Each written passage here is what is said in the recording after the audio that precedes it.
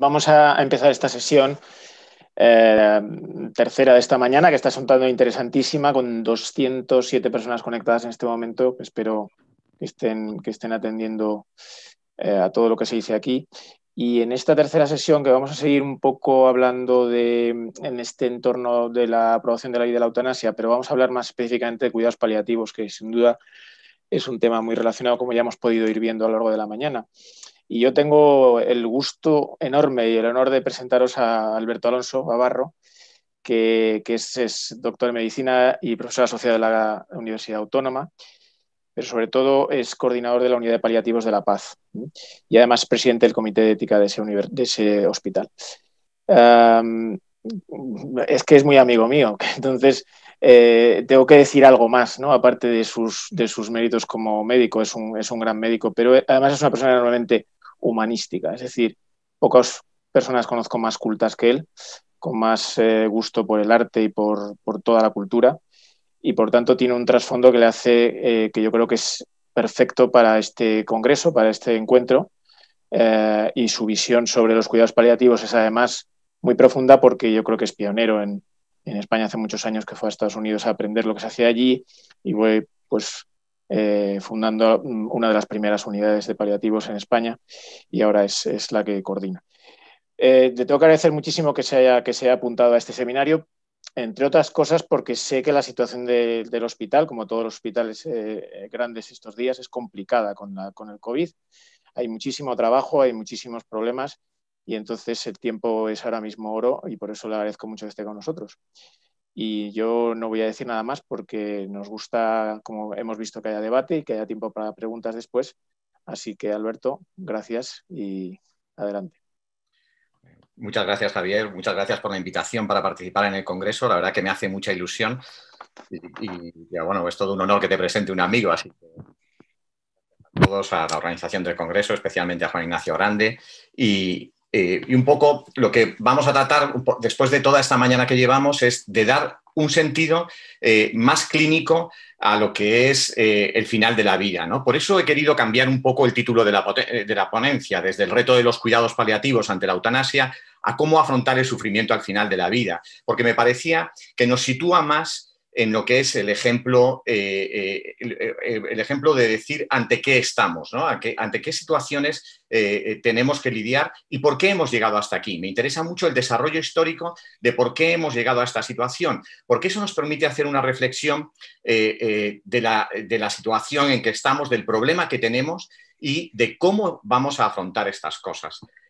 La mala noticia es que no existe no sufrimiento ante el final de la vida. No existe, es imposible. Lo que sí existe es que podemos hacer muchas cosas para afrontar ese sufrimiento y para mitigarlo. Y esa es la buena noticia. Pero no existe la ausencia de sufrimiento.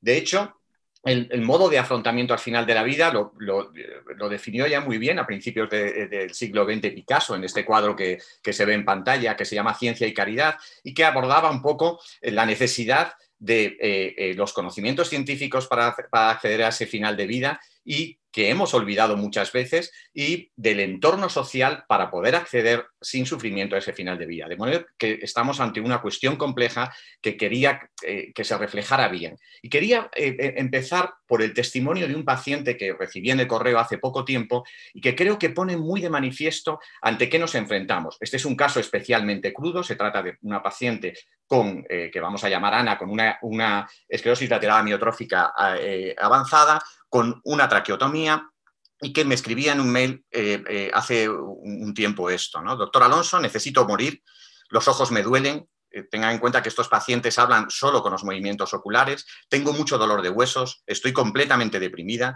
mi gente cercana ha pasado a lejana, estoy sola, no sé qué he hecho pero me odian, me siento culpable, muchísimo, no conseguí conservar el humor, ni un solo amigo, es una gigantesca tortura, es espeluznante. Mis hijos apenas me hablan o se dejan ver. Conseguí tener una tijera en la mano, pero no la utilicé. Mis hermanos me desprecian y se burlan de mí. No sé por qué. Es un infierno. Necesito morir. Tengo que morir y no soporto más angustia ni más tristeza profunda. Nadie va a llorar. Bueno, vamos a hablar un poco de todo esto. No era una petición de eutanasia, no lo es. Es una situación de final de vida que realmente es muy difícil de afrontar. Pero quiero empezar por ahí para que se entienda de lo que estamos hablando, para que se entienda desde siempre de qué estamos hablando cuando hablamos de sufrimiento. Miren, esto es algo que pasa desde tiempos remotos. Había un dios para para hacer ese recorrido de final de vida, un dios de la buena muerte. Y este se llamaba Hipnos para los griegos, Sumus para los romanos. No era el dios del sueño, como hemos traducido más recientemente, sino un dios, y de ahí los atributos alados del dios, para simplemente pasar del estado mortal, digamos, al inmortal, ¿no? De cruzar el Hades, ¿de acuerdo? El atributo del dios era el opio, y era curioso porque en los tiempos antiguos solo había una forma de afrontar ese sufrimiento manifestado por el dolor, que muchas veces significa otras cosas que el dolor físico, pero en el dios ya se le atribuyó desde entonces este papel sanador al opio. Y fíjense, esto es interesante, es un dios que estaba en los lares, por eso tenemos muy pocas representaciones. Una de las mejores que conocí precisamente con Javier Pérez Castells está en Almedinilla, en Córdoba. Y realmente significa mucho para la civilización occidental esto. Significa realmente que tenemos gran miedo a ese final de vida, que se atribuía a un dios ese paso del final de vida y que realmente tenemos problemas para afrontarlo. ¿De acuerdo? Y fíjense cómo han variado esos problemas a lo largo del tiempo, a lo largo de este último siglo. Miren, a lo largo del último siglo, en España específicamente, pero en todos los países occidentales, ha aumentado mucho la esperanza de vida. Miren, 50 años. Eso ha cambiado totalmente el espectro de enfermedad que nos enfrentamos. A principios del siglo XX estábamos hablando de morir de enfermedades agudas. A finales del siglo XX morimos de enfermedades crónicas, fundamentalmente enfermedades neurodegenerativas, cáncer y insuficiencias orgánicas.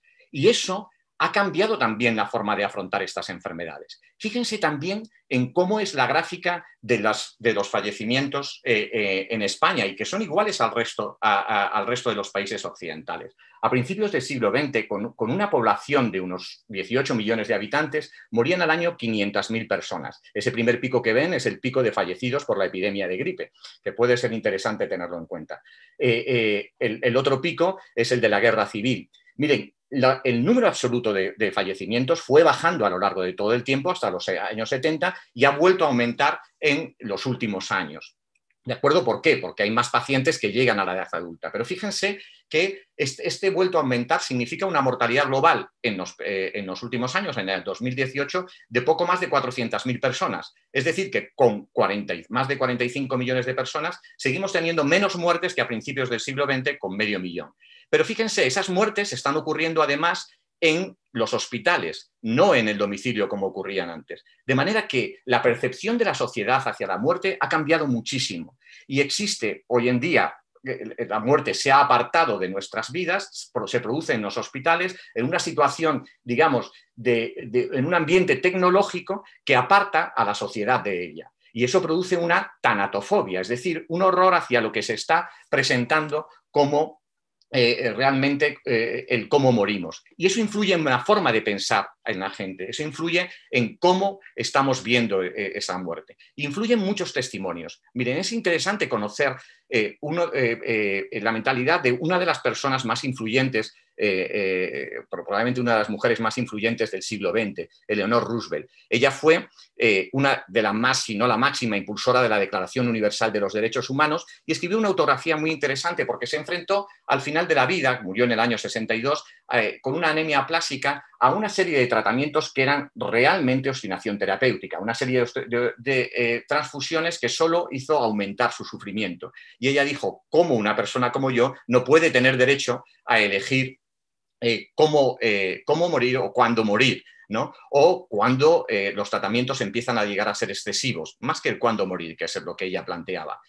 Bien, esa manifestación, poco más tarde, a un amigo de ella, abogado, Luis Kuttner, le llevó a formular lo que era el testamento vital, de lo que se ha hablado anteriormente. Esto es el germen de las voluntades anticipadas, planteado, fíjense, tan pronto como en el año 1967, como un documento escrito que simplemente hiciera valer los derechos de una persona para decir hasta dónde quiere llegar. Creo que esto es algo que todos tenemos en cuenta y que ha aumentado, ahora lo veremos, a lo largo del siglo XX. Es decir, todos tememos que nuestro sufrimiento se prolongue inadecuadamente. Bueno, esto dio lugar ya a aparecer en el mundo occidental a dos palabras que son importantes para todos los temas que estamos hablando. Por un lado, la muerte digna que puede interpretarse de muchas formas y de hecho es una palabra que se maneja en un sentido u otro, y a la limitación, o decimos hoy mucho más apropiadamente, adecuación del esfuerzo terapéutico, es decir, lo contrario de lo que sería la obstinación terapéutica.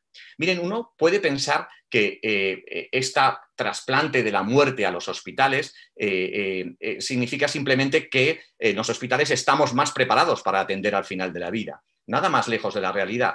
30 años después de que formulara el testamento vital Louis Kunder y realmente que se expandiera por todo Estados Unidos en el sentido de que la gente formulaba mucho más que aquí esas voluntades anticipadas, desde pagado con dinero federal se realizó el estudio SUPOR, publicado en el JAMA por primera vez en 1995. Hay 100 publicaciones sobre el estudio SUPOR. Lo que consistía el estudio SUPOR básicamente era en valorar cuando un paciente entraba en el hospital con una enfermedad avanzada, ¿es distinto o se le trataba de forma distinta que cuando estaba con una enfermedad en estado inicial?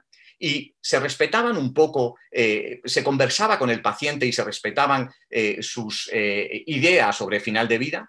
Bueno, el estudio fue un completo desastre. No se trataba igual que al principio, se hacían medidas que no venían al caso, no había demasiados tratamientos invasivos que no servían para nada, como digo, no había atención al tratamiento sintomático de los pacientes, apenas había medidas de confort y el paciente no participaba en la toma de decisiones. Claro, estos resultados eran gravísimos. Esos resultados, les pongo abajo, se han ratificado en experiencias posteriores en todos los países occidentales. Es decir, la calidad de vida al final de la vida que se da en el hospital es mala, muy mala. Y es muy mala y además hace que los pacientes pasen hospitalizados demasiado tiempo al final de la vida. En pacientes oncológicos, nosotros lo hemos visto, más de un tercio del final de vida, de los últimos meses de vida, los pacientes lo pasan hospitalizados. Y uno puede pensar, ¿es que esas hospitalizaciones mejoran su situación? No, fundamentalmente la empeoran. Lo que pasa es que no sabemos emplear los recursos adecuados. Y además suponen un mayor gasto que, lejos de mejorar la situación, la calidad de vida antes del final de vida, empeoran esa situación. De manera que no lo hacemos bien, lo estamos haciendo muy mal. Y esto es una cosa que tenemos que tener en cuenta. Para hacerlo bien se necesitan unos conocimientos que no se dan en la facultad, no se atiende a ese final de vida. Y que esto es importante para empezar a construir algo para mejorar ese final de vida de los pacientes y que no lo estamos haciendo ahora a nivel pregrado, a nivel posgrado o a nivel de la formación de los propios médicos cuando los atienden. Y hay muchas cosas que se pueden hacer y que implican mucho. Por ejemplo, simplemente, y esto es uno de los artículos clásicos del JAMA que analiza conversaciones sobre final de vida, una sola conversación sobre final de la vida de los pacientes sitúa en una posición mucho mejor al paciente para comprender en qué fase de la enfermedad está y permite tener una conversación con los pacientes en sentido de igualdad, es decir, uno no puede discutir sobre su final de vida si no sabe que está realmente en esa situación de final de vida. Pues bien, una discusión solamente con los pacientes que están en estado avanzado de insuficiencias orgánicas, enfermedades neurodegenerativas o cáncer, como veíamos antes, solo una discusión sobre esto permite morir en muchas mejores condiciones, sin tratamientos agresivos y en compañía, en el domicilio, en compañía de los suyos, con mucha más frecuencia. Es decir, con poco que hagamos, podemos mejorar mucho el sufrimiento de los pacientes, pero esa no es la situación actual. Veámoslo de otra forma. Por ejemplo, esto es un estudio realizado en Estados Unidos sobre qué percepción tienen de final de vida pacientes con cáncer avanzado. Miren, en azul, en la última línea azul de la gráfica, lo que ven es la perspectiva del paciente con un cáncer avanzado. El paciente cree que puede vivir años, muchos años. El médico está pensando en que va a vivir meses, pocos meses. ¿Cómo se puede establecer una discusión sobre lo que debemos hacer? ¿Cómo podemos tener en cuenta el contexto de un paciente si el paciente está pensando en que va a vivir años y el médico meses? Es que ustedes igual no quieren soportar una serie de efectos secundarios producidos por los tratamientos si lo que van a vivir son semanas o pocos meses. Y si lo soportarían, si, digamos, el premio es vivir varios años. Si esto no se discute, ¿de qué final de vida estamos hablando? Porque el problema de no discutir esto tiene que ver con que no estamos preparados para estas labores de comunicación como médicos. Fíjense, en las carreras de medicina se siguen dedicando muy pocas horas a la comunicación en una profesión, evidentemente, en donde lo más importante es la relación clínico-asistencial, muy pocas horas a esto, muy pocas horas a los cuidados paliativos, en algunas facultades ninguna. Uno puede salir sin pensar que los pacientes se van a morir, es así de curioso, y con muy pocas horas dedicadas a la ética. Y esto es todo importante para poder informar a los pacientes, ¿de acuerdo? Y los pacientes que son informados tienen unos tratamientos mejores y más adecuados.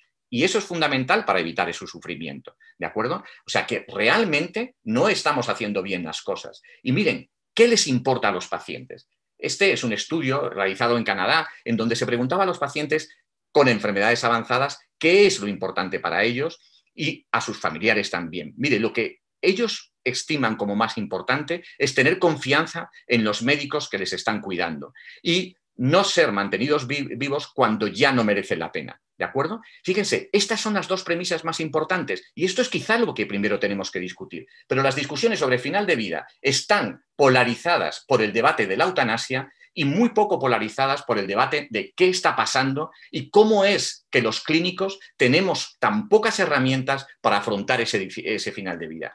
Quiero que vean la dicotomía. Si al final, y eso es lo que quiero que veamos después, si al final, en toda una gráfica de lo que podemos hacer por ese sufrimiento, lo primero que tenemos en cuenta es lo del final, es decir, la eutanasia, estamos totalmente hurtando el debate. Estamos hurtando el debate sobre lo que es importante. Y uno puede pensar, y perdón por los colores de esta diapositiva que vienen al cambiar de ordenador, uno puede pensar que en España esto es diferente. Nosotros hicimos esto en España con 400 pacientes y los resultados son muy semejantes. Es decir, al final los pacientes lo que quieren es sentirse acompañado y ayudado por sus amigos, tener confianza en el equipo terapéutico y miren, lo que más les importa es no sentirse con control ante la situación. Y el control lo da, pues, tener confianza en un equipo médico, saber que ante un dolor se le puede controlar al paciente, que no van a estar solos hacia el final, que no se va a abandonar a ese paciente. Eso es lo realmente importante al final de la vida. Si los pacientes están creyendo que se les va a abandonar, que realmente la vida se les va a prolongar artificialmente y se va a aumentar su sufrimiento, esto realmente no ayuda. Y esto se puede comprender. Y bien, ¿cuál, sin embargo, hemos diseñado como respuestas a ese sufrimiento? ¿Cuáles son las respuestas que llamaríamos legales y de las que hemos hablado a lo largo de la mañana? Sí, por un lado, son esas voluntades anticipadas, esas instrucciones previas. Miren, eso, como ya ha dicho Federico Montalvo, no ayuda en la práctica clínica. Primero, porque es una cuestión prospectiva genérica que realmente aporta poco. No sé de qué voy a morir, no sé cuál es mi situación cuando vaya a morir, y eso tiene mucha importancia. No sé si voy a tener hijos pequeños en ese momento que agarre un cáncer o voy a tener los hijos ya criados. Estas son cosas que son importantes a la hora de decidir sobre el final de vida. Miren, al final, muy poca gente, a pesar del dinero que se ha gastado desde el punto de vista global en este país y en todos los países occidentales, solo un 0,6% de los españoles tiene esas voluntades anticipadas, esas instrucciones previas. Y tienen poco valor como tal. Y, por otro lado, existen leyes de final de vida que tratan de evitar agresividad y la obstinación terapéutica y fomentar la autonomía, pero mire, son leyes que han caído en saco roto, están muy disgregadas entre las diferentes comunidades autónomas, no se sabe muy bien qué buscan y no dedican dinero a lo fundamental, y es a la formación de los profesionales sanitarios a la hora de afrontar estos problemas. Sigue sin haber esa formación, y eso es lo importante. Pero miren, al final, el desarrollo de los cuidados paliativos, el desarrollo de una medicina distinta, pasa por dos cosas fundamentales. Y este es un texto que se tiene que enmarcar dentro de la nueva medicina, de los nuevos objetivos de la medicina para el siglo XXI.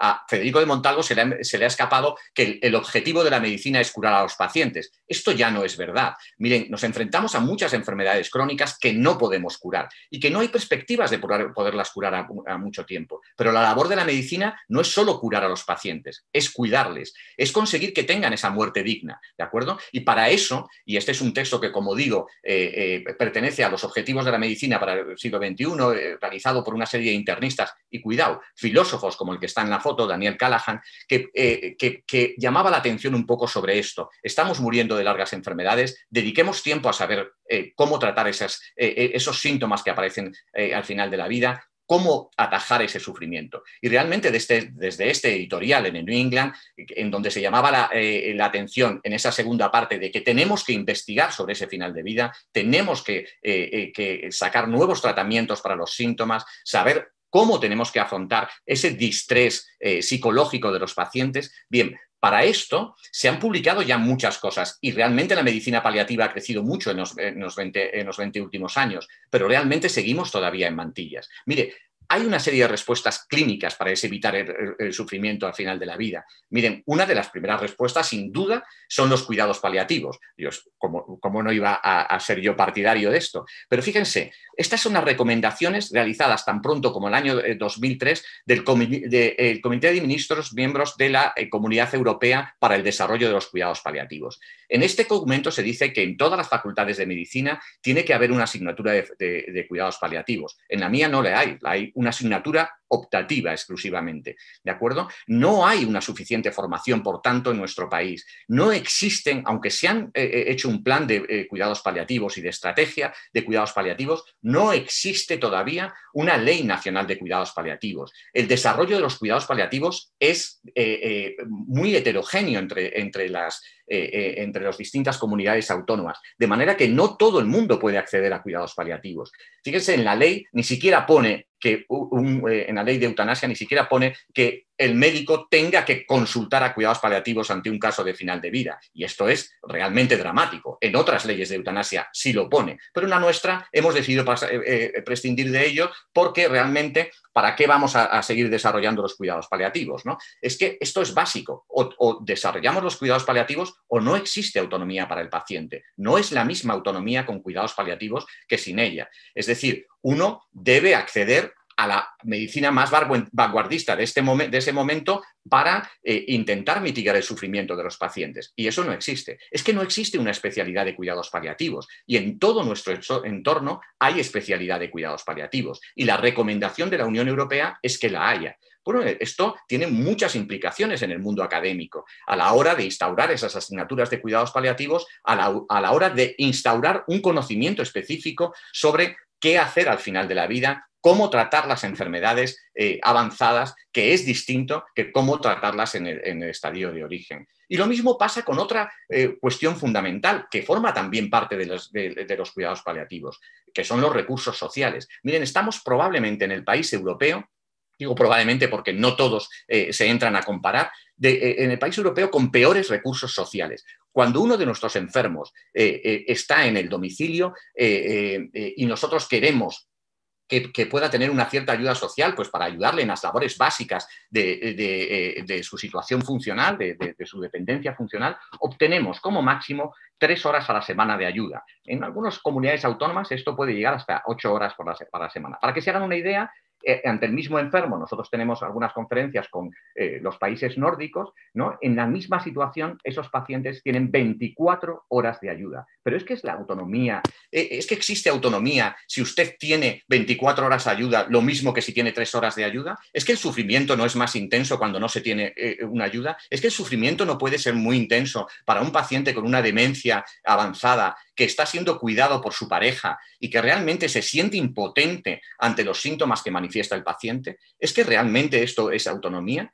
Pues esta es nuestra situación. Estamos a la cola de la enseñanza de los cuidados paliativos, a la cola de la enseñanza de cómo manejar ese sufrimiento, a la cola de las especialidades de cuidados paliativos, no lo digo yo, lo dicen todas las clasificaciones internacionales, y a la cola de los recursos sociales. Y sin embargo, vamos a estar en la vanguardia de otras cosas. Y miren, ¿qué es la planificación anticipada de la atención? Y antes decía Federico de Montalvo que no le gustaban las voluntades anticipadas. Pues es el instrumento clínico que viene a sustituir a esas voluntades anticipadas, que es el instrumento legal, digamos. En el instrumento clínico, y esto es muy interesante, lo que se trata es que se discuta con los pacientes sobre lo que van a querer para el final ante una enfermedad concreta.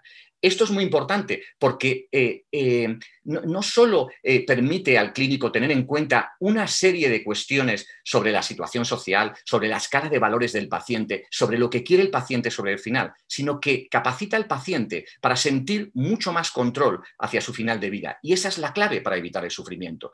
No podemos evitar ese sufrimiento de que estamos ante una enfermedad avanzada. Es evidente que vamos a seguir con esa enfermedad avanzada. Pero miren, es distinto si tenemos instrumentos de control, si sabemos que podemos controlar muchas de las cosas que nos van a pasar, que si no las tenemos. Y miren, incluso en países tan avanzados en este sentido como Australia, resulta que el 80% de los australianos querrían tener esas conversaciones sobre el final de vida. Un 25% las tienen con sus familiares, solo ya un 25%. Miren lo que es la tanatofobia en el mundo, ¿vale? Y solo un 6% con sus médicos. Pero es que esto es fundamental a la hora de elegir un tratamiento, porque si no, tratamientos de soporte vital, como por ejemplo, y nosotros tenemos un trabajo desarrollado sobre ello, como la hemodiálisis, pueden convertirse en un martirio. Y cuando les preguntamos a los pacientes, ¿usted quiere, pacientes mayores, quiere entrar en hemodiálisis o no? Mire, la hemodiálisis significa más cantidad de vida, pero probablemente menos calidad de vida. El tratamiento conservador, estoy resumiendo un poco las cosas, puede significar más calidad de vida, pero menos cantidad de vida. Es sorprendente, pero muchos de los pacientes mayores de 75 años nos dicen, muchos tan muchos como el 70%, que prefieren esa situación de ganar calidad de vida ante ganar cantidad de vida. Y esto es importante, y es importante las discusiones con los pacientes, y es importante para ellos y para sus familias, y no lo estamos haciendo en la práctica clínica. Y esto es un problema de la sanidad pública, es un problema para el que no se ha gestionado una forma de actuar, ¿de acuerdo? Y esta es la otra parte que les comentaba. ¿Cuáles son los ejes de decisiones al final de la vida? Pues hombre, es muy distinto tener una enfermedad inicial a una enfermedad avanzada, con una estimación de supervivencia mucho más corta. No vamos a hacer lo mismo si quedan años para ese paciente que si quedan semanas, días, porque probablemente, por ejemplo, si ponemos una línea de quimioterapia en un paciente que le quedan días o semanas de supervivencia, lo que vamos a hacer sobre todo es daño. Bien, pues lo que vemos es que hacemos lo mismo, independientemente de la funcionalidad, de la estimación de supervivencia, de la comorbilidad de los pacientes. Algo estamos haciendo mal, algo no nos han enseñado, ¿de acuerdo? Y pocas veces tenemos en cuenta una cuestión fundamental, que son las preferencias del paciente a la hora de tomar las decisiones. Algo no nos han enseñado, repito, y ese algo es muy importante ponerlo en práctica, antes que poner otras cosas. Y miren, es evidente, y no lo digo yo, lo dice en cualquier revisión internacional, que existe una asociación clara entre los cuidados paliativos y la mejora de calidad de vida y el control sintomático de los pacientes. No es la panacea, pero es importante para los pacientes, ¿de acuerdo? Y lo mismo ocurre respecto a los porcentajes de hospitalización que están asociados a mucho distrés para los pacientes, los ingresos en la UBI, los procedimientos invasivos y, fíjense, menor gasto sanitario cuando los pacientes tienen cuidados paliativos. Y así llegamos a que las recomendaciones, por ejemplo, en las dos grandes asociaciones de cáncer mundiales, la ASCO en Estados Unidos, la ESMO en Europa, es que los cuidados paliativos tienen que imponerse muy precozmente en el desarrollo de la enfermedad. ¿Para qué? Para realizar esa planificación, para que el paciente tenga mejor control sintomático, en suma mejor calidad de vida y pueda optar mucho mejor y llegar mucho mejor a ese final de vida. Eso reduce el sufrimiento al final de la vida y por eso hay planes para hacer todo esto. Pero miren ustedes, no existen especialistas de cuidados paliativos en este país para afrontar el número de pacientes que deberíamos ver. Simple y llanamente, esto es la realidad, ¿no? Entonces, y esto se basa básicamente en hablar un poco más con los pacientes, en realmente tener una medicina con más importancia de la relación clínico-asistencial. Si no pasa lo que pasa en esta viñeta que ha sido muy popular en Estados Unidos en los últimos 2 años, y es que hay una dicotomía muy importante entre lo que nosotros hacemos con los pacientes, intentando hacer el bien para los pacientes y suponiendo que el bien siempre es la prolongación de la supervivencia, les sometemos a tratamientos demasiado agresivos que, fíjense, no querríamos para nosotros.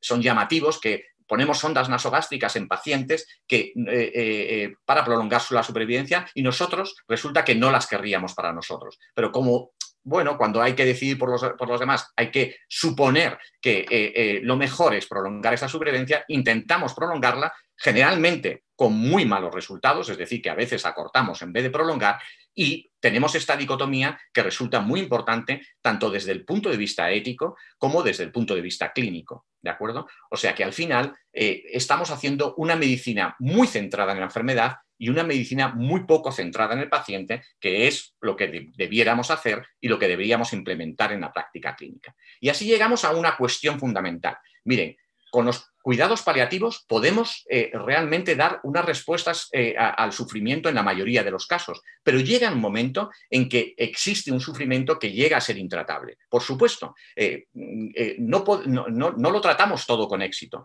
A veces llegamos hacia el final y tenemos un sufrimiento que puede llegar a ser intolerable. Recordemos el caso con el que hemos empezado de nuestra paciente. Claro que el sufrimiento puede llegar a ser intolerable. ¿Y qué medidas tenemos? Pues lo importante es que veamos esas medidas de una forma gradual. Miren, podemos implementar medidas que tengan menos agresividad y que tengan unas garantías éticas más fáciles de cumplir. Por ejemplo, y esto está en toda la medicina occidental, no empezar o retirar tratamientos de soporte vital. Claro que a nuestra paciente podemos retirarle la ventilación, por supuesto. Y eso además tiene que estar, y lo estaba, pactado antes con los pacientes. Y eso es muy duro, oigan, muy duro retirar a alguien un tratamiento de soporte vital. Pero es algo que tenemos, en lo que tenemos que enfrentarnos en nuestra práctica clínica. Y hay que estar preparados para ello. Tenemos tratamientos de doble efecto que significan simplemente que, aun cuando pueden reducir la supervivencia, deben emplearse porque el fin primordial es mitigar el sufrimiento, mitigar los síntomas de los pacientes. Y estos están en luz verde porque es algo que debiéramos hacer, pero curiosamente no hacemos. Y esto es lo primero para construir la pirámide. Y se necesita formación para ello, se necesita cuidados paliativos, se necesitan unidades del dolor, se necesita geriatría y todo eso no lo ofrece el sistema sanitario actualmente. Y vamos a empezar a legalizar. Por el final, ven que en amarillo tenemos la sedación paliativa, dejar voluntariamente de comer. Bueno, estas son cosas que necesitan ya unas garantías éticas, ahora las vamos a ver, pero que son soluciones de último recurso que podemos emplear y que a veces tenemos dudas para emplearlo y dificultades, ¿de acuerdo? Pero también las podríamos implementar. Y miren, en rojo ya está el suicidio médicamente asistido, que va antes que la eutanasia y la eutanasia. Y bueno, podemos reflexionar para casos que llegan hasta ahí. Sí puede haber casos de todo, pero oigan, construyamos las cosas desde el punto de vista clínico. Esto es lo que nos enseñaron siempre desde el principio hasta el final. En un país en donde no hay soporte social, donde no existen cuidados paliativos, donde hay listas de espera tremendas para la sanidad, nos vamos a empeñar en construir una eutanasia en donde se le da el recurso al paciente de que desde que el paciente solicite esa eutanasia hasta que se proceda a la eutanasia, en medio de ese debate deliberativo que debería haber, pero que no sé cómo se va a producir, resulta que pasan como máximo 17 días. 17 días para solicitar y obtener una eutanasia, 3 años para solicitar y obtener un recurso social para alguno de nuestros pacientes incapacitados. No parece tener mucho sentido en nuestra práctica clínica. No sé si lo tiene desde el punto de vista legislativo, pero desde luego desde el punto de vista clínico no lo tiene. Y miren, ¿qué es esa desprescripción, por ejemplo? La retirada de tratamientos de soporte vital. Bueno, pues es repasar las medicaciones y saber cuándo tenemos que desprescribirlas. Sabemos muy bien cuándo las prescribimos, pero a veces no sabemos tan bien cómo desprescribirlas. Y fíjense, una cosa tan sencilla como las estatinas, por ponerles un ejemplo, se desprescriben, sabemos que no sirven en el último año, no solo no sirven, sino que pueden hacer daño y sin embargo muchísimas personas en el último año de vida, y hoy podemos hacer unos pronósticos mucho más adecuados con los pacientes, siguen tomando unas estatinas que no les sirven para nada. Es decir, con esto lo único que pretendo decirles es que la medicina de final de vida está muy poco desarrollada y en medio de ese poco desarrollo esto significa sufrimiento. Podemos utilizar muchas técnicas de soporte vital, la ventilación asistida, la hemodiálisis, y son buenas para nuestros pacientes, pero debemos saber cuándo retirar esos tratamientos de soporte vital. Y eso exige discusiones muy intensas con los pacientes, exige planificación anticipada y exige saber cuándo podemos retirar esos tratamientos, como en el caso de nuestra paciente, que es un caso paradigmático de esto. Claro que podemos poner una ventilación asistida, pero ¿saben lo que es estar con una ventilación asistida y una ELA? Estar en una cama mirando hacia arriba y solo pudiendo hablar a través de los ojos hasta que los movimientos oculares también se ven afectados por la enfermedad o hasta que el deterioro cognitivo puede producir una alteración de la enfermedad. Pactemos eso antes, eliminemos el sufrimiento, pero eso exige un tratamiento coordinado, un tratamiento en equipo, exige recursos sanitarios. recursos sanitarios que demasiadas veces no tenemos. Y lo mismo pasa con la sedación paliativa. Claro que podemos sedar a los pacientes ante un sufrimiento intolerable, pero miren, y eso se hace fácilmente y realmente mejora esa situación de los pacientes, pero cuidado, en la mayoría de los casos, si la sedación paliativa se hace hacia el final, no van a volver a despertarse los pacientes, pero bueno, podemos conseguir esa muerte plácida. Y en otros casos podemos, ante un sufrimiento espiritual, como bien o psicoexistencial, como bien ha comentado Federico de Montalvo, podemos hacer unas sedaciones parciales y ver si de esa forma tratamos bien al paciente y podemos eliminar ese sufrimiento. Pero mire, eso tiene unos criterios de selección, una serie de proceso de toma de decisiones, de hablar con el paciente, de hablar con la familia, una deliberación que está bien estructurada en la práctica clínica y que, sin embargo, por ejemplo, en el texto que tenemos de eutanasia está absolutamente desestructurado. No se sabe muy bien qué significa esa deliberación. Y fíjense que en la sedación paliativa sí que conocemos y hay que aplicarlo porque estas son las garantías éticas. Y ya les digo, a mayor agresividad de lo que estamos haciendo, mayores garantías éticas necesitamos. Lo mismo pasaría ante casos de este tipo y vamos a tenerlos en el futuro. Nosotros hemos tenido 2 pacientes que han decidido dejar de beber y de comer para adelantar su muerte. Miren, esto es algo muy difícil para enfrentarse a ellos y que hemos tenido que resolver con todo el equipo terapéutico y con todo el comité de ética del hospital para poder enfrentarnos a estas situaciones. Pero bueno, todo exige un trabajo en equipo y un ver qué posibilidades tenemos de solucionar las cosas antes de pasar al siguiente escalón. Y miren, todos los deseos de adelantar la muerte no son eutanasia, y esto es muy importante. Muchas veces nos vamos, y este es el contexto eutanásico que puede dar lugar a graves errores con nuestros pacientes. Muchas veces, muchos de nuestros pacientes pueden decir que quieren adelantar su muerte, que preferirían morirse ya. ¿Es esto lo mismo que pedir la eutanasia? Miren, no, no es lo mismo, y lo sabemos en los diferentes estudios. Ahora, cualquiera que no tenga experiencia en lo que es el deseo de adelantar la muerte puede confundir esto con facilidad. Ahora, todos estamos en condiciones de realmente descubrir qué hay detrás, de poder ayudar a los pacientes en esos deseos de adelantar la muerte, que en muchos casos son deseos de auxilio simplemente, es decir, un síntoma que está descontrolado, una situación social en donde no se tiene apoyo, etcétera. ¿Vamos a poder afrontar estas cosas o preferimos directamente dar el paso de llegar hasta la situación de mayor agresividad y permitir la eutanasia a todos estos pacientes sin haber estudiado suficientemente? Esto no se estudia en 15 días, eso se lo puedo asegurar. Y miren, dentro de lo que es el suicidio médicamente asistido y la eutanasia también hay diferencias y son diferencias importantes que deberíamos saber. Y es importante no solo porque uno pueda estar en contra de ambas cosas, sino porque existen diferencias a la hora de aplicar uno a otro, son diferentes las garantías éticas y deberíamos pensarnos y no aprobar todo a barullo o criticar todo a barullo. Esto es interesante, discutir sobre esto merece la pena. Miren, el suicidio médicamente asistido es la ayuda médica para la realización del suicidio, como les pone ahí, ante la solicitud del enfermo, proporcionándoles fármacos necesarios. ¿Qué ventajas tiene esto respecto a la eutanasia? Miren, el médico que dispensa los fármacos en el caso de suicidio médicamente asistido no es el habitual del paciente. Es decir, se quita un poco de protagonismo ese médico. El médico habitual lo que dice es, vale, este cumple las condiciones, pero otro médico le tiene que visitar y es el departamento de farmacia del hospital el que le suministra la medicación. Es decir, es un acto mucho más colegiado, es un acto en donde la implicación del médico es menor y no participa directamente en la muerte, y además es un acto que, digamos, permite no hacer pendientes resbaladizas respecto a una cuestión fundamental, y es indicaciones que no es hacer suicidios médicamente asistidos cuando no existe esa indicación. Esto es absolutamente imposible dentro del suicidio médicamente asistido. Y esta es la gráfica, por ejemplo, de Oregón. Es decir, lo que vemos aquí es que el número de pacientes que después de su legalización, Oregón es el estado de Estados Unidos que más tiempo lleva con el suicidio médicamente asistido autorizado. Ahora hay 8 estados que tienen el suicidio médicamente asistido autorizado y bueno, se sigue, hay una comunicación abierta sobre qué está pasando con el suicidio médicamente asistido. Como ven, es algo que el número de casos es muy pequeño, mucho más pequeño que en eutanasia.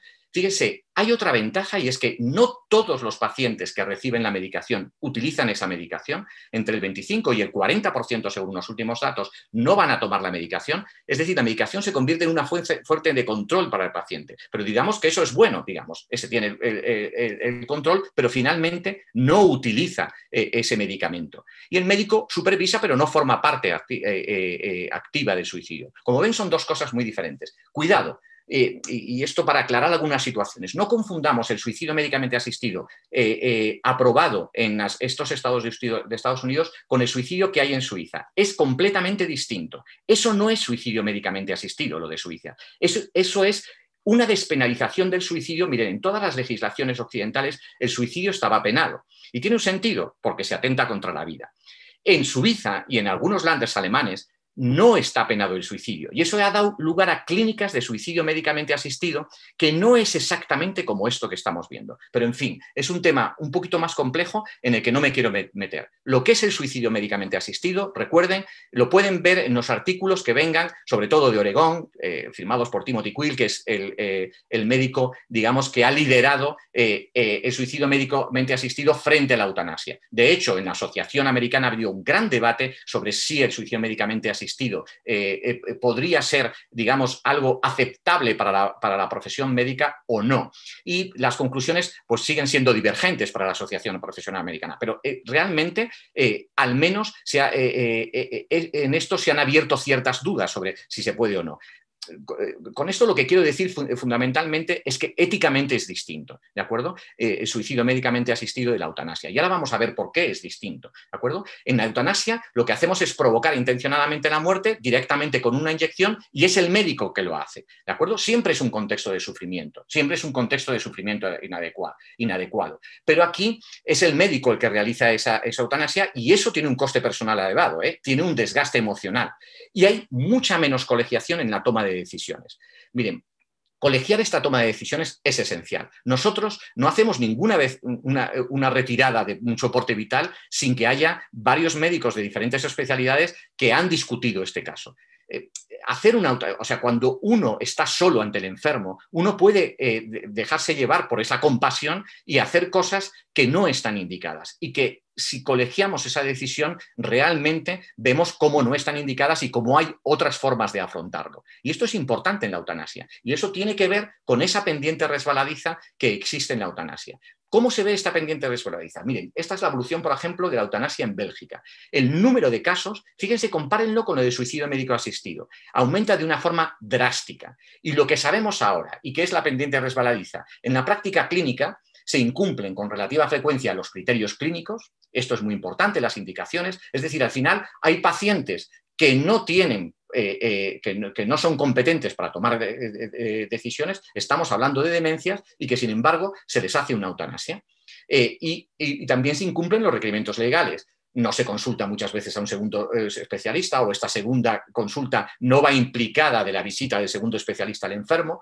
Los informes a la Comisión Nacional son pobres y la Comisión Nacional que tiene que emitir un informe muchas veces no lo emite, de manera que no se están cumpliendo estas cosas. Y sin embargo, no hay denuncias sobre el tema. Y esto es curioso, ¿de acuerdo? Y miren, esto es lo que pasa en Holanda. En Holanda también cada vez hay más eutanasias. Miren, claramente hay casos reportados, no estoy hablando de casos no reportados, sino de casos reportados en donde se produce esa eutanasia sin el consentimiento explícito del paciente. Y esto es grave, ¿de acuerdo? Pero por otra parte, además, para no notificar y para evitar esa burocracia ante el caso de eutanasia, muchas veces se pasa al paciente a una sedación que parece estar mal indicada. ¿Esto qué es? Pues simplemente ese contexto eutanásico que puede llevar a hacer las cosas mal, del que hablaba también desde el punto de vista legal Federico de Montalvo. Este es el contexto clínico. Miren, si tenemos ese instrumento y si tenemos las cosas, digamos, entre comillas, más fáciles, a veces el desconocimiento lleva a hacer las cosas de una forma más fácil y más fácil, digamos, desde el punto de vista técnico. La inyección de eutanasia no cuesta mucho. que consultar a un especialista de cuidados paliativos, a un especialista de dolor o a un especialista en geriatría. Y esto es realmente peligroso. Es decir, la introducción de la eutanasia, si han visto esta gráfica de lo que son soluciones, digamos, al sufrimiento de los pacientes, la introducción de la eutanasia sin haber pasado por los pasos previos, ya independientemente de lo que creamos desde el punto de vista personal o de conciencia sobre la eutanasia. Esa introducción puede tener graves efectos secundarios para los pacientes, y eso lo sabemos en los pacientes en que ha sido implicado. Y el desarrollo allí de los cuidados paliativos, como se ha dicho, es claramente inferior. Bien, entonces, ¿y esto qué nos importa? Pues miren, es que además una legalización de la eutanasia como clínicos nos implica profesionalmente, aunque seamos objetores de conciencia. Es decir, tenemos que escuchar esa petición, clarificar esa petición como clínicos. Y muchas de esas peticiones sabemos que no es eutanasia, pero nuestra labor es clarificar esa petición, explorar las preocupaciones concretas, derivar a cuidados paliativos. Un casi 50% de los pacientes que demandan ayuda para morir se podrían solucionar en unidades de cuidados paliativos o en otras unidades médicas, ¿de acuerdo? Tenemos el deber de no abandonar al paciente, clarificando nuestra posición personal, el compromiso para evitar ese sufrimiento, pero recordando también las actitudes de los pacientes. Miren, un 19% de los pacientes con cáncer refieren que ellos cambiarían de médico si éste hubiera participado en una eutanasia. Eso también es importante, porque tenemos que asegurar, una adecuada atención de nuestros pacientes. Y la eutanasia va a venir con más problemas que beneficios. Esto se lo puedo asegurar. Al final, nuestro objetivo en la vida no es prolongar la vida indefinidamente. Nos enfrentamos a grandes retos en la medicina actual, es ensanchar esa vida. Y ese debería quedar presente a través de muchas otras cosas antes que de la eutanasia. Muchas gracias. Bueno, muchas gracias, Alberto. Cantidad de datos y de cosas importantes e interesantes han salido en esta charla. Voy lo primero de todo a preguntarte las cosas que han salido en el chat y luego, si queda tiempo, haré algunas de mis preguntas, que tengo unas pocas. Dice Vicente Soriano al respecto de la educación en cuidados paliativos en las universidades y demás, que sabes qué iniciativas hay para ello actualmente en las universidades españolas. Bueno, lo cierto es verdad que hay iniciativas, pero es verdad que el mundo académico es un mundo difícil de cambiar y realmente hoy por hoy solo el 20% de las facultades, de medicina, es realmente poco, tienen una asignatura obligada de cuidados paliativos. El desarrollo de las cuestiones éticas en las facultades de medicina es bien pobre actualmente todavía. El desarrollo de las habilidades de comunicación todavía más pobre. Es decir, tenemos un currículum que se adapta muy difícilmente a estos casos difíciles de final de vida. Y cuidado, estos casos difíciles no pertenecen solo a cuidados paliativos, pertenecen a cualquier enfermedad crónica, van a estar presentes en la mayoría de las especialidades, y lo que los estudiantes declaran es que al final de su carrera no han visto todavía a nadie morir, no se han enfrentado a estas situaciones, y esto realmente es grave. Bueno, le diremos a Tomás Chivato, que es el decano de medicina, que tome nota, entre otras cosas. Pregunta Roberto, ante la petición de un suicidio asistido a los médicos, ¿no es la posición de los médicos un poco cobarde, no es tirar la piedra y esconder la mano? Dice. No, mire, es que eso es completamente distinto. Mire, es al contrario. Tener en nuestra mano la posibilidad de quitar la vida al paciente es peligroso. Somos peligrosos para eso. Entonces, y eso es lo más importante, y eso es lo que sabemos. La pendiente resbaladiza viene por eso. Es que dar el poder a los médicos para poder quitar la vida a los pacientes tiene realmente efectos secundarios. Y es que no hacemos cosas en la vida que no tengan efectos secundarios. Y eso los tiene. Colegiar la decisión siempre es mejor.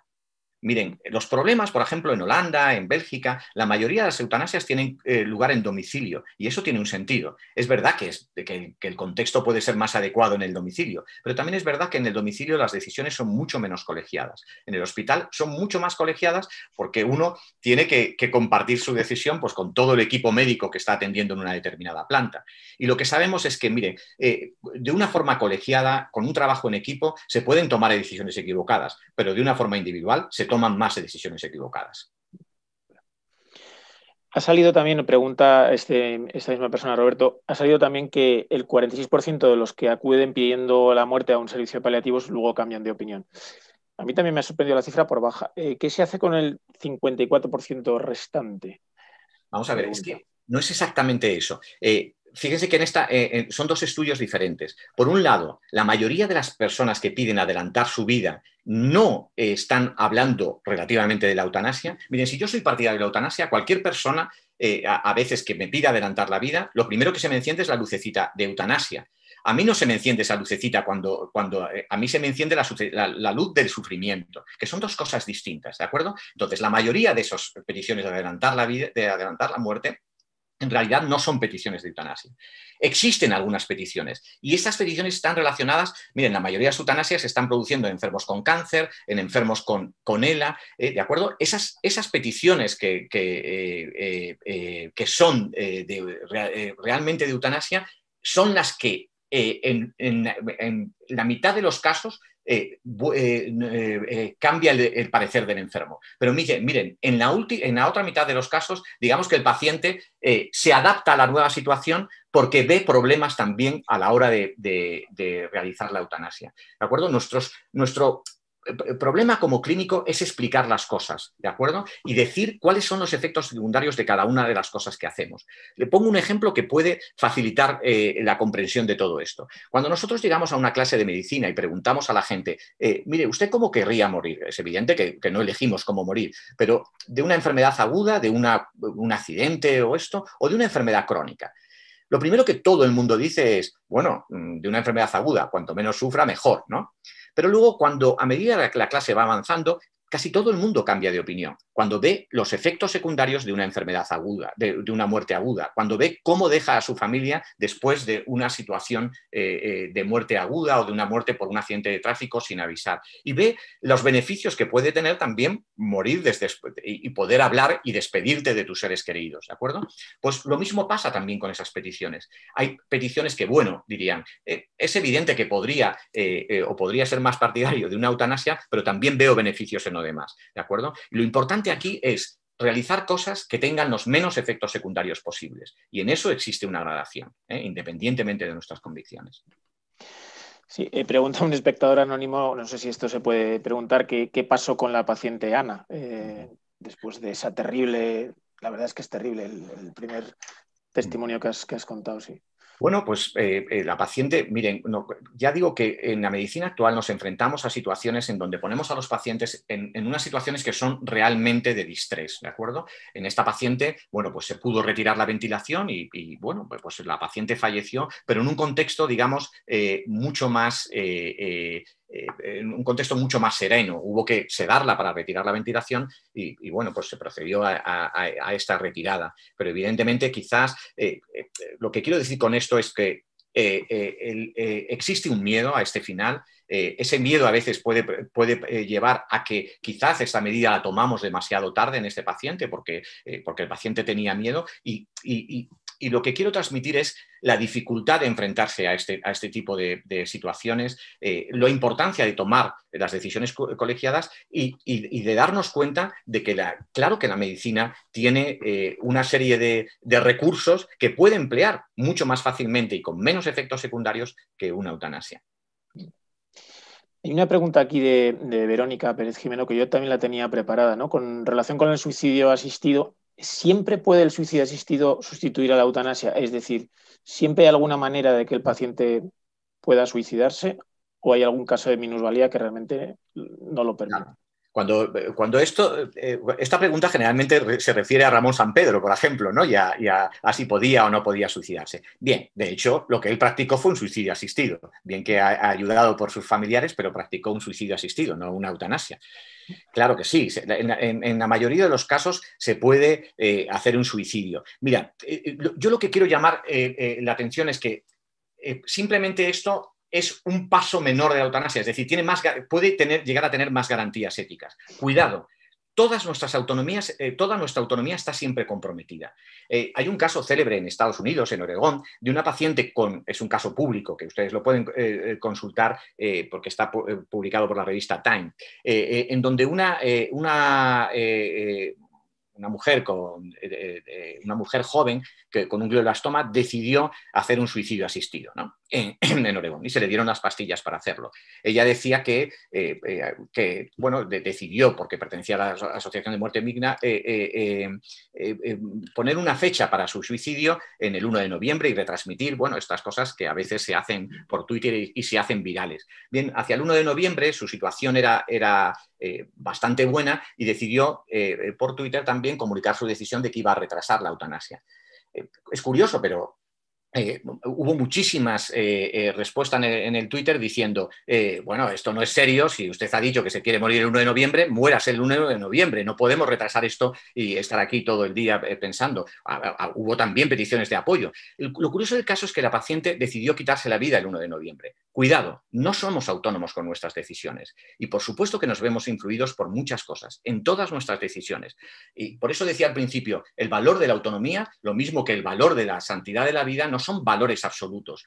La autonomía especialmente está muy condicionada y el valor de la santificación de la vida, pues es evidente que en una sociedad puede no ser compartida por mucha parte de la población. De manera que cuidado o huyamos de esas dicotomías a la hora de discutir una ley de este tipo, ¿no? Vayamos a lo que son efectos secundarios, a lo que realmente está pasando y a lo que puede ser, pues por ejemplo, a lo que puede condicionar la autonomía de los pacientes.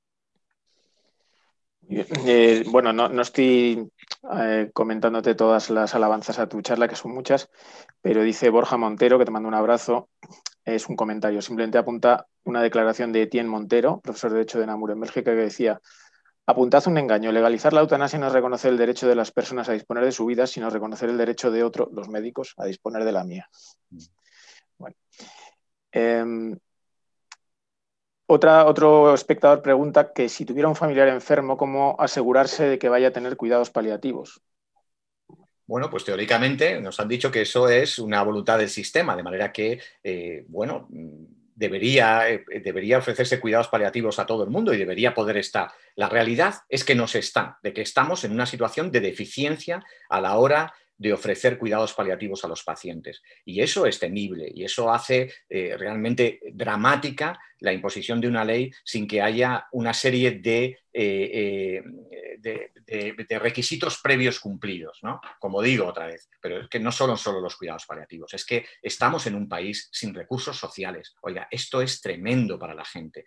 La situación de soledad de las personas con enfermedades avanzadas es tremenda. La falta de ayudas para la gente es realmente inmisericorde con estas personas, ¿no? O sea, es que estamos en el país occidental con menos recursos sociales y esto es realmente tremendo. Y en medio de eso publicamos una ley de este tipo. No resulta ni siquiera estéticamente aceptable. Ana Fernández hace referencia a otra cosa similar, ¿no? Que decir que es enferma crónica con dolor, que cómo es posible que pasen 15 años para que te den como opción la unidad del dolor. Y el desarrollo de las unidades de dolor también está claramente retrasado, ¿no? y ineficaz. No sé si en eso tienes algo que comentar.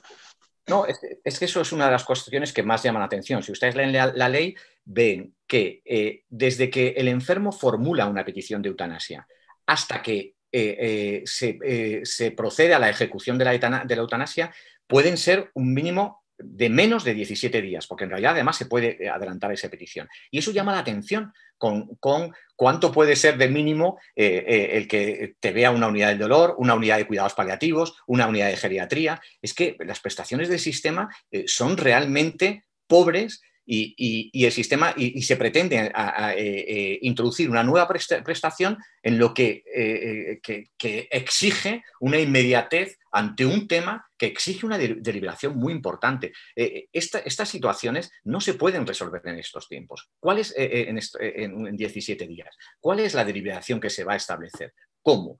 ¿Cómo cuando la mayoría de los médicos tenemos una formación pobre en estas cosas?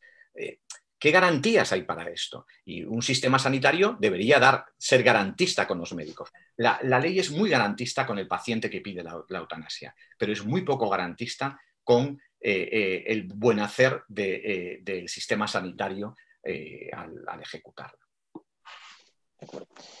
Dice Roberto si habría que cambiarle el nombre al suicidio médicamente asistido Bueno, la pregunta exactamente es así. Si el suicidio médicamente asistido es ético, ¿no sería mejor cambiarle el nombre porque en sí no es bueno? Bueno, yo no sé, yo no he dicho que sea ético o que no sea Sí, sí. ético, ¿eh? Yo lo que he dicho es que exigen que a medida que vamos empleando en esa diapositiva que les he puesto de cosas que podemos hacer ante un sufrimiento intratable, el suicidio ocupa una posición anterior a la eutanasia, ¿de acuerdo?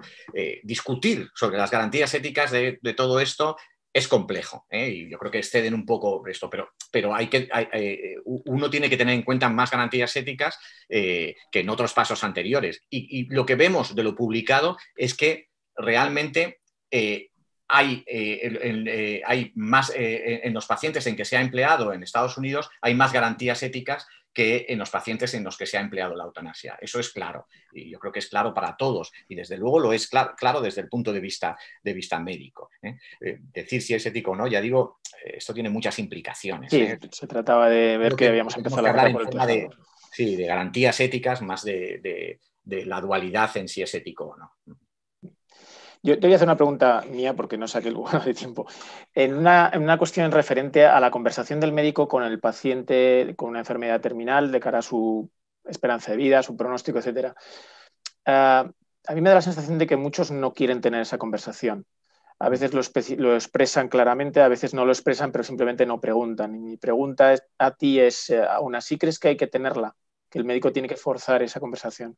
Esa pregunta es magnífica. Realmente, de entrada, muchos pacientes no quieren tener esa conversación. Lo que pasa es que en la medida que se empieza el seguimiento de esos pacientes, digamos que esa conversación cae como fruta madura, en la inmensa mayoría de los casos. Pero sí, todos somos reticentes a esa conversación de inicio. No es fácil aceptar que te estás muriendo, ¿eh? Entonces, y realmente provoca mucho miedo de entrada. Por eso es importante que hay una trayectoria desde que se empieza a hablar o desde que, digamos, que se empieza a abrir la tapadera para hablar hasta que realmente se habla. Pasa tiempo, en algunos casos meses. Por eso es importante introducir los cuidados paliativos de forma precoz, porque lo importante es intentarlo. En la mayoría de los casos se llega a hablar. En la mayoría, en la inmensa mayoría. Y esas conversaciones son buenas para los pacientes. En otros casos, algunos pacientes se niegan y tienen todo el derecho a negarse, pero generalmente se niegan con unas premisas. Y esas premisas ya hablan del mundo de valores de ese paciente y de lo que quiere y lo que no quiere. Y eso ya en sí es importante. Pero lo importante de todo esto es que no son actos médicos, sino que son actitudes, es decir, que van ocurriendo a lo largo de un tiempo y que ese tiempo es fundamental para madurar esas decisiones. No es una cuestión de que abramos la puerta y tengamos que hablar obligatoriamente de una determinada cuestión en un determinado momento. Bueno, yo creo que vamos a las dos últimas preguntas. Bueno, una de ellas es un comentario que es de Juan, que dice: es importante dar más valoración a la calidad del acompañamiento puntual del facultativo y también familiar. Bien.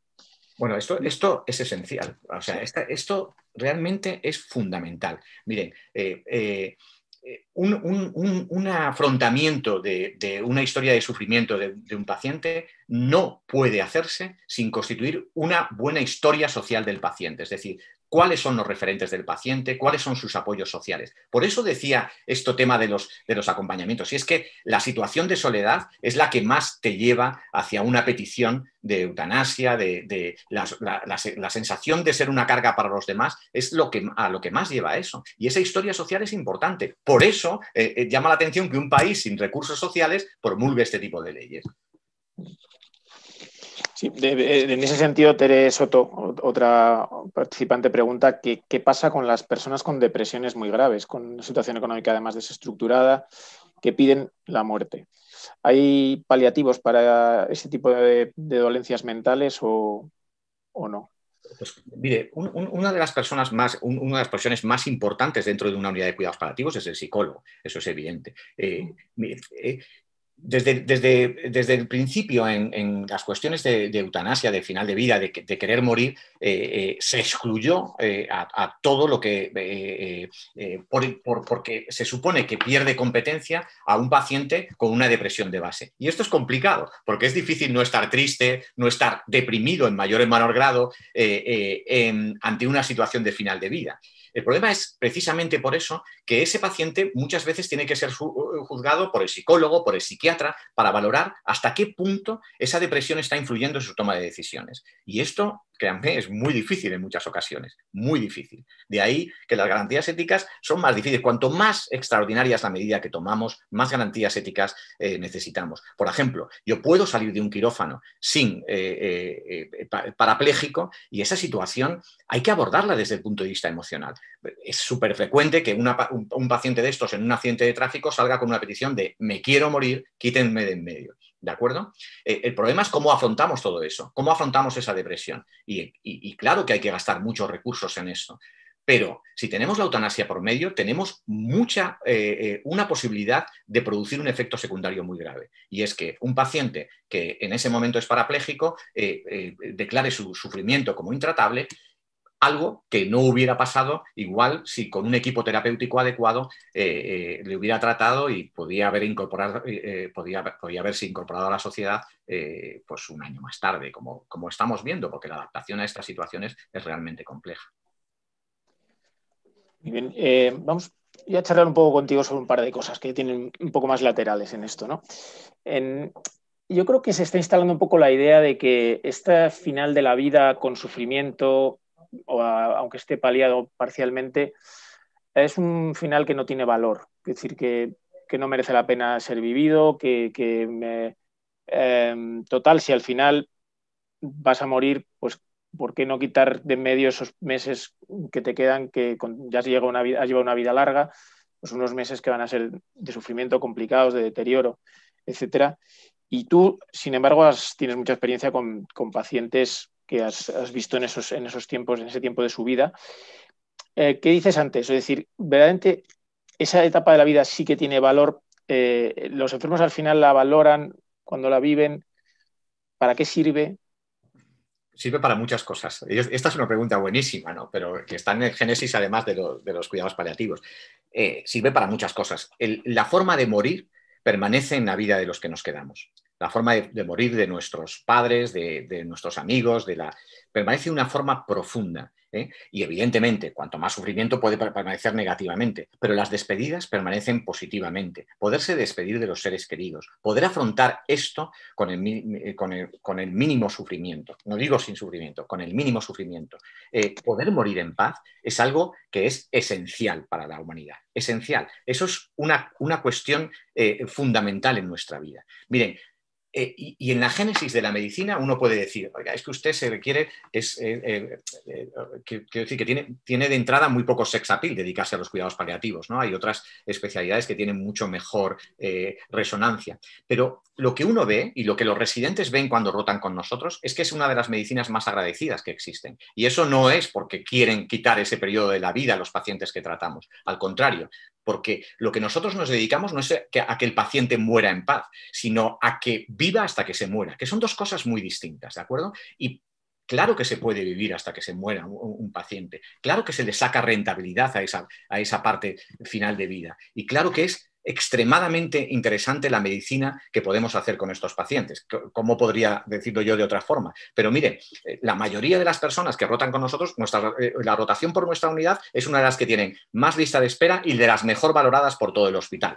Por algo será, ¿de acuerdo? Porque ya digo que de entrada no tiene mucho sex appeal y se rotar a cuidados paliativos, ¿de acuerdo? Pero ahora hay especialidades que es que ya no se admite ser especialista en oncología sin pasar por cuidados paliativos. Por algo es todo esto, ¿de acuerdo? Claro que se le puede sacar, claro que tememos a esa muerte, pero claro que podemos sacar partido a ese final de vida. Y hay muchas formas de orientar esto.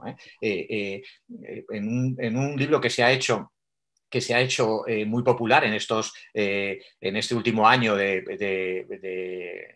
epidemia, ¿no? Que se llama El Cisne Negro y se refiere, cuidado que hay una película por ahí que se llama igual y que no tiene nada que ver con este libro, ¿no? Y que lo que estudia es la existencia de fenómenos, digamos, muy aleatorios y muy poco frecuentes en la sociedad. Una de las cosas que se dice es esto, es decir, nosotros como humanos tratamos de dar un sentido narrativo a nuestra existencia, ¿no? Y cerrarla es muy importante. Cerrar nuestra existencia de una forma, digamos, que dé sentido a nuestra vida es fundamental. Sí, sí. Mira, pregunta Cristina es, sí, bueno, no es exactamente una pregunta, ¿no? Hace hincapié en que todos los informes médicos deberían hacer referencia a la situación social del paciente y dice que a día de hoy en muchos informes médicos no se hace mención a este aspecto tan importante de la vida del paciente. Pues es que es fundamental. Nosotros Sí. siempre decimos a los residentes, no hay ningún paciente que se pueda ir de una unidad de cuidados paliativos sin que tenga un apartado dedicado a la situación sociofamiliar del paciente, otro apartado dedicado a la situación funcional y cognitiva, y no solo la del momento dado, sino de cómo está evolucionando, y un apartado dedicado al conocimiento de la enfermedad y a la planificación anticipada de la atención de ese paciente. ¿De acuerdo? Estos son apartados básicos y servirían para cualquier paciente con enfermedad avanzada o con una enfermedad crónica. Son esenciales. Bueno, pues esto es lo que pasa en la sociedad actual. No tenemos eso implementado, pero vamos a implementar otras cosas que exigen muchísimas más garantías éticas, porque para implementar eso en las historias clínicas no tengo que pedir permiso a nadie, ¿verdad? Eso es una cuestión que debería estar clara en todas las historias clínicas. Obviamente, si uno viene porque se ha roto un brazo, pues no debería tener una historia social, eso está claro, porque vale con que le arreglen el brazo, pero para una enfermedad crónica o una enfermedad que está llevando al final de la vida del paciente, es obvio que no solo es necesario, sino que es imprescindible. Bueno, pues voy a terminar con otro comentario mío así un poco al margen también, sobre este asunto de la tanatofobia, ¿no? Que a mí me parece que no es muy nuestro. O sea, yo creo que no pertenece a la cultura mediterránea, así propiamente dicha. Y mi pregunta es al hilo también de una conversación que tuve hace unos días con Juan Manuel Branch, que es el decano nuestro de Humanidades y persona como muy formada en el latín. Y él decía que él siempre está luchando en contra de la invasión de los anglicismos en nuestro idioma castellano, ¿no? Porque dice que con los anglicismos viene el pensamiento y vienen las ideas. Por ejemplo, respecto a la muerte, el ejemplo que ponía él, decir, es que el mundo anglosajón, el mundo protestante en general, tiene terror a la muerte, no la soporta y por eso dicen pass away en lugar de morirse, ¿no? Y poco a poco es verdad que yo en nuestro lenguaje habitual empiezo a ver que la gente dice se ha marchado, se nos ha ido, ya no está con nosotros, en fin, en lugar de decir se ha muerto, ¿no? Cuando se habla de una persona. Y entonces te pregunto un poco si tú crees que también hay un poco esa influencia cultural, que en este caso a mí no me parece buena, que nos viene un poco de fuera, que está alimentando la tanatofobia, ¿no? Magnífico. La hay, claramente la hay. Hay una influencia cultural vastísima, como no puede ser. El mundo globalizado tiene esto, ¿eh? Y por supuesto que nos hemos contagiado de ella. Pero a la vez hay experiencias muy interesantes, por ejemplo, que le llaman a la gente mucho la atención. No era tan infrecuente en España, había unos ritos muy asociados a la muerte que protegían también esos duelos de las personas en todos los países latinos, ¿de acuerdo? Pero ahora hay experiencias también que llaman la atención, como digo, y que tratan de sobrepasar un poco eso, ¿no? Esa experiencia, no sé si se conoce de los death cafés, ¿no? Los death cafés son, digamos, propuestas de reuniones en donde grupos variopintos, personas variopintas se reúnen para hablar de la muerte, ¿no? ¿Qué tema más curioso? Pues bueno, se aprende muchísimo. Yo asistí por primera vez a una de estas reuniones en Estados Unidos y luego he asistido aquí y siempre aprendes mucho de lo que opinan los demás sobre la muerte y de cómo opinan su muerte. Bueno, que consigamos aprender a hablar otra vez de la muerte es fundamental para esto. Y claro que nuestra cultura tiene un pozo cultural que nos permitiría hablar de ello mucho mejor y deberíamos aportarlo. Existe otra iniciativa que son las ciudades compasivas, que tratan de ayudar, digamos, a las personas que están en situación de soledad o en situación de... Y nuestra cultura es muy de eso. Aprovechémoslas, pero potenciemos esas culturas. ¿No sería mucho más bonito potenciar incluso con iniciativas legales ese tipo de iniciativas que otras cuestiones que son como mínimo pues cuestiones de debate ético, etcétera? No hay ningún debate ético que te diga que no debas hablar de la muerte o que no debas ayudar a las personas que están en soledad.